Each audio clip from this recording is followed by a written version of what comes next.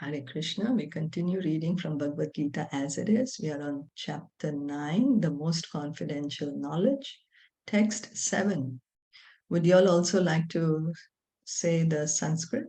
I'll say, and then y'all can say it too. My Sanskrit is not good at all. I just attempt to speak. And if any one of you has a better pronunciation, we could follow y'all. Yes. I can follow you. Okay. Sarva Bhutani Kaunteya. Sarva Bhutani Kaunteya. Sarva Bhutani Kaunteya. Prakritim Yanti Mamikam. Prakritim Yanti Mamikam. Kalpashaye Punastani. Kalpashaye Punastani. Kalpada Visrajami Aham. Kalpada Visrajami Aham. Here, translation and purport by His Divine Grace, A.C. Bhaktivedanta Swami Srila Prabhupada. O son of Kunti, at the end of the millennium, all material manifestations enter into my nature, and at the beginning of another millennium, by my potency, I create them again. So Krishna is saying, I'm creating the material world. I am maintaining them. And when it's time to dissolve it, I dissolve it. And then again, when it's time to recreate, I create them. He's saying that he is the creator. He's the maintainer and the annihilator. Now, just because he's creating the material world doesn't mean that he has become the material world. This is his creation. We may create if someone likes to cook, they may bake a cake or whatever. So does it mean that you become the cake? No, you just made it by your energy. But you, the person, are still a separate individual. So Krishna creates, maintains, and annihilates this material world, and yet he remains a person. The creation, maintenance, and annihilation of this material cosmic manifestation are completely dependent on the supreme will of the personality of Godhead. So who's going to decide when the creation is to happen, how long it is to maintain, and when it's going to be destroyed? Whose laws are this? It's Krishna's laws. It is his will. We may cry about it. We may not want to believe it, but that's what it is. We hear in Bhagavatam how the creation is actually happening in the second canto, and then again in the third canto, how Mahavishnu is lying down in the causal ocean, and when he's breathing out, there's so many millions and unlimited number of universes coming from the pores of his body. And then again, when he breathes in, all the universes again enter into his body. So it's his will. At the end of the millennium means at the death of Brahma. Brahma lives for 100 years, and his one day is calculated at 4,300,000,000 of our earthly years. So Brahmaji, he lives for 100 years. But how long is his 100 years in terms of human years is that his one day is 4,300,000,000 years. Because in one day of Brahma, the four yugas, they appear 1,000 times.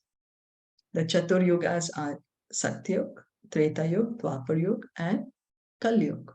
They're called Yug. And these cycles happen 1,000 times in one day of Brahma. And Brahma lives, and that is just one day of Brahma, his 12 hours. Similarly long is his night.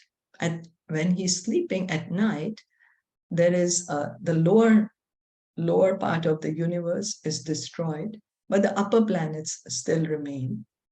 Then again, the next day of Brahma, he wakes up, then the lower planets, he creates them again. And like this, it goes on every day for his 100 years. And when he dies, the whole universe is collapsed back into the body of Lord Vishnu. Then at that time, depending on the living entities, their desire and their karma, if they're supposed to go back to the spiritual world, they go back to the spiritual world. If not yet, then they wait inside the body of Mahavishnu for the next creation to happen. So then again, they are going to get new bodies. Again, the work starts. Again, the karma starts. Again, the desire starts. So reading on, his night is of the same duration. His month consists of 30 such days and nights, and his year of 12 months. After 100 years, when Brahma dies, the devastation or annihilation takes place. This means that the energy manifested by the Supreme Lord is again wound up in himself. Like a spider, he spins a web and then he can also destroy it. He can again pull it back in.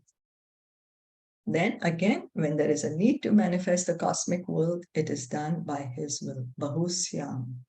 Although I am one, I shall become many. So what does it mean? Although I am one, I shall become many. We are parts and parcels of Krishna. It's not that there are many Krishnas. No, there's only one Krishna, and we are, if you may say, tiny, infinitesimal parts of Krishna. This is the Vedic aphorism, Chandogya Upanishad 623. He expands himself in this material energy, and the whole cosmic manifestation takes place. So all the scriptures, all the Upanishads, all the Vedas, they openly and very clearly state that the creator is Lord Krishna.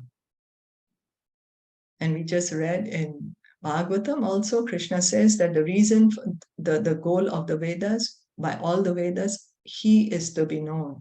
Vedascha sarve aham eva vedya. By all the Vedas, Krishna is to be known. So the more we hear and more we chant, the more we can understand this knowledge, the more we can be situated in this knowledge, the more we can experience this knowledge, because it is a science. The taste of the pudding is in eating it. So the more we engage in hearing and chanting, the more we will be experiencing this knowledge. Is that okay?